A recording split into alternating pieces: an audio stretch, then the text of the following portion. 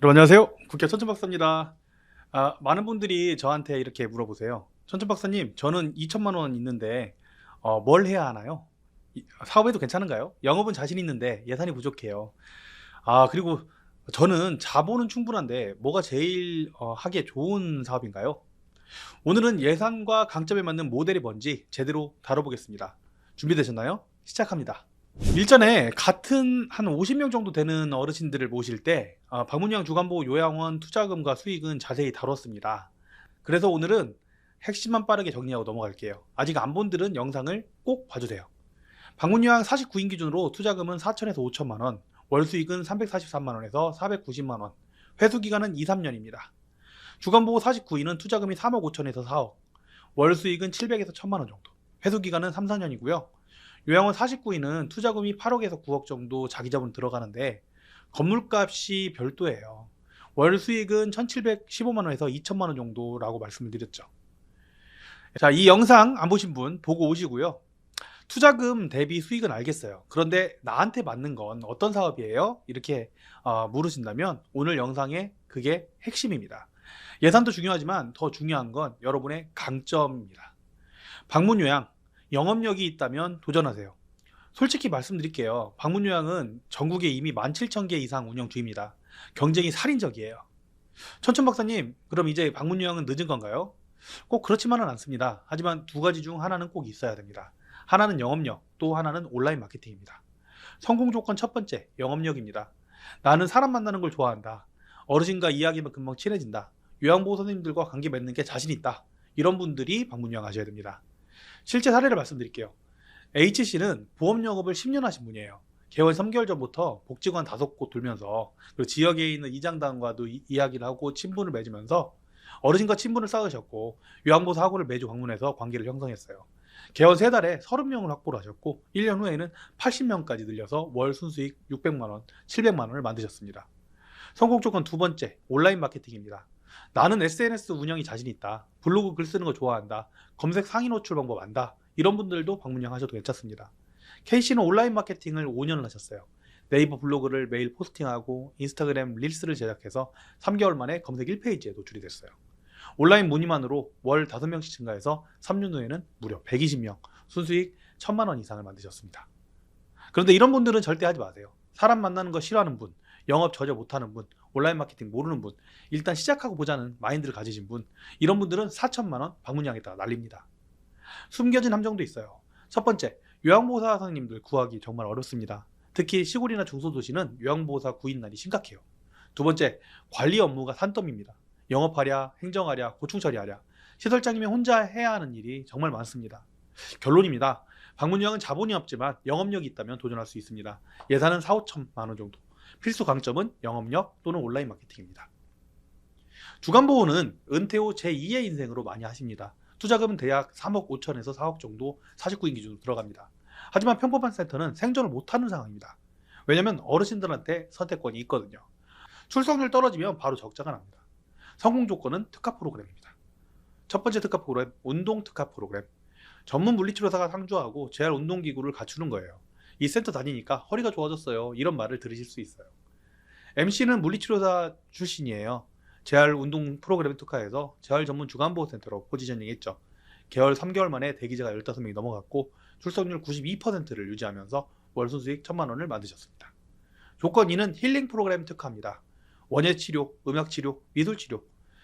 여기 오면 마음이 편해진다. 이런 반응을 얻을 수 있습니다. 조건 3은 인지지원 프로그램입니다. 치매 예방 특화 프로그램을 운영하는 거예요. 우리 어머니 기억력이 좋아지신 것 같아요. 이런 피드백을 받을 수도 있죠. 개별 맞춤 서비스도 필수적입니다. 어르신 한 분 한 분의 상태를 파악해서 A 어르신은 당뇨 관리 식단에 가벼운 운동, B 어르신은 인지훈련에 손재활, C 어르신은 우울증 케어에 음악치료, 이렇게 개별 맞춤형 케어가 가능해야 돼요. 실패 사례도 말씀드릴게요. L씨는 자본은 충분했지만 특별한 게 없었어요. 일반적인 프로그램만 운영하고 다른 센터와 차별점이 없었죠. 개원 6개월 만에 출석률이 40%를 넘어섰는데 결국은 그게 더 올라가지 않아서 1년 만에 폐업을 했습니다. 숨겨진 함정도 있는데요. 첫 번째, 출석률에 따라서 주간보호는 수익이 출산거리입니다. 출석률이 60%면 손익분기, 90%면 순수익이 납니다. 센터는 한 1년이 고비예요. 검증된 기간을 선호합니다. 결론입니다. 주간보호는 어르신 맞춤형 서비스가 가능하다면 도전하세요. 예산은 3억 5천에서 4억 원. 필수 강점은 특화 프로그램이나 운동이나 힐링이나 인지 이런 뭔가 특별한 부분이 있는 부분, 그리고 맞춤형 서비스를 가져주셔야 됩니다. 자, 이제 요양원. 자본이 있으면 요양원입니다. 요양원은 지금 수요가 공급을 따라가지 못하고 있어요. 트렌드 3가지를 말씀드릴게요. 첫 번째, 쾌적함이 핵심입니다. 예전에는 일단 요양원이 있으면 돼, 요양원 가면 돼 였는데, 지금은 쾌적한 곳, 깨끗한 곳을 찾으세요. 트렌드 2, 도심으로 이동하고 있어요. 예전에는 외곽, 산속, 접근성 나쁜 곳이었는데 지금은 도심에서 가족 방문이 편리한 곳을 선호합니다. 트렌드 3, 자가 건물이 필수입니다. 도심에 쾌적한 곳을 만들려면 임대가 불가능하고 자가 건물만 가능합니다. 실제로 법적으로도 자가 건물만 가능해요. 그래서 진입장벽이 높고 그만큼 이 자본 있는 분들한테는 기회입니다. 성공 조건은 3가지인데요. 첫 번째, 자본이 충분해야 됩니다. 49인 아무리 싸게 만들어도 25억은 들어갑니다. 거기에 건물 매입에 리모델링에 운영 자금까지요. 거기다가 도심 상급지로 갈수록 가격은 끝도 없이 올라가죠. 조건 2, 도심에 가까운 자가 건물입니다. 서울 도심이나 경기 주요 도시에서 가족이 방문이 편한 곳이어야 돼요. 그렇다고 너무나 도심이면 또 자본이 너무 많이 들어가겠죠. 잘 찾으셔야 됩니다. 조건 3, 쾌적한 환경입니다. 요즘에는 돈을 내고 1인실까지 못 가더라도 2인실 위주로 수준을 갖추는 경우가 많습니다. 성공 사례를 말씀드리면, P씨는 부동산을 보유하고 계셔서 요양원을 하게 됐는데요. 이 1인실, 2인실만 운영을 하게 됐는데 개원 전부터 예약이 이미 35명이었고 개원 3개월 만에 완성이 됐습니다. 월 순수익 2,200 플러스 상급 침실료까지 받고 있죠. 실패 사례도 있어요. Q씨는 입지를 잘못 선택했어요. 외곽에 설치를 했는데 개원 6개월이 됐는데도 입소자가 18명밖에 안 되고 그 이후에 어쩔 수 없이 매각을 했습니다. 숨겨진 함정도 말씀드릴게요. 첫 번째, 인력 관리가 어렵습니다. 요양원은 24시간 3교대인데 한 명만 빠져도 운영이 참 어려워요. 두 번째, 정신적 스트레스가 큽니다. 낙상, 욕창, 응급 상황까지 생기면 가족 민원에 공단 조사까지, 경찰들도 왔다 갔다 하고요. 결론입니다. 요양원은 자본이 크게 있다면 도전하세요. 되게 안정적이거든요. 그래서 예산은 25억 이상 들어가지만 안정적인 수익을 내겠다, 그러면 요양원 가시는 겁니다. 근데 요양원은 부동산이라는 거 생각하시면 좋을 것 같습니다. 자, 이제 여러분한테 맞는 모델 한번 찾아볼까요? 첫 번째, 당신의 예산은 얼마인가요?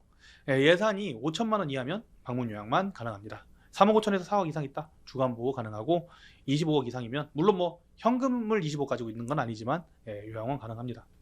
두 번째, 강점을 아셔야 됩니다. 영업이나 마케팅을 잘하면 잘할수록 방문 요양, 물론 뭐 주간 보호 요양원도 영업이나 마케팅이 필요하지만 요양 같은 경우에는 워낙 수요가 많다 보니까 오히려 영업을 잘 못하더라도 자본만 있으면 할 수 있는 그런 모델이 됩니다. 일단 사실 가장 안전한 방법을 좀 말씀드리면, 이쪽 장기요양 사업 자체에서 전혀 모르는 분들이 많으니까 첫 번째는 방문 요양을 처음에 시작을 했다가 적은 비용으로 투자를 한번 해서 시장을 배우고 네트워크를 만든 다음에 2단계로 주간 보호를 돈을 추가 투자해서 안정된 다음에 주간 보호 투자해서 가는 거죠. 3단계로 요양원을 만들어서 내가 충분히 어떤 거든 감당이 가능하다, 그리고 자본은 있다, 그러면 요양원까지 1단계, 2단계, 3단계 방문 요양, 주간 보호, 요양원까지 가는 거예요. 대표님 같은 경우에는 1년 만에 49명의 방문 요양을 만들어서 추가적으로 버는 돈을 가지고 주간 보호를 운영을 하시고, 또 운영을 통해서 만들어진 매월 한 2천만 원 정도 되는 그 순수익을 가지고 요양원 개설을 몇 년 만에 이렇게 준비하신 분도 있습니다. 자, 오늘 영상 어떠셨나요? 너무 길어질 것 같아가지고 최대한 짧게 만들려고 노력을 했는데 핵심만 다시 정리해 드릴게요. 3가지 황금 공식. 첫 번째, 자본은 없지만 영업력이 있다면 방문 요양. 두 번째, 어르신 맞춤형 서비스가 가능하다. 그런데 예산은 3억 5천 4억 정도가 있다. 특화 프로그램이 가능하다. 그럼 주간 보호. 자본이 크게 있는데 난 안정적으로 하고 싶다. 그럼 요양원. 대신에 이거는 도심으로 가까워지고 있으니까 예산이 굉장히 많이 들어가고, 수요보다 공급이 많으니까 안정적인 걸 목표로 내가 부동산을 하나 매입한다, 이런 개념으로 그렇게 접근을 한다면 요양원입니다. 예산이 적다고 실패하는 게 아닙니다. 핵심은 내 강점에 맞는 모델을 선택하는 거예요.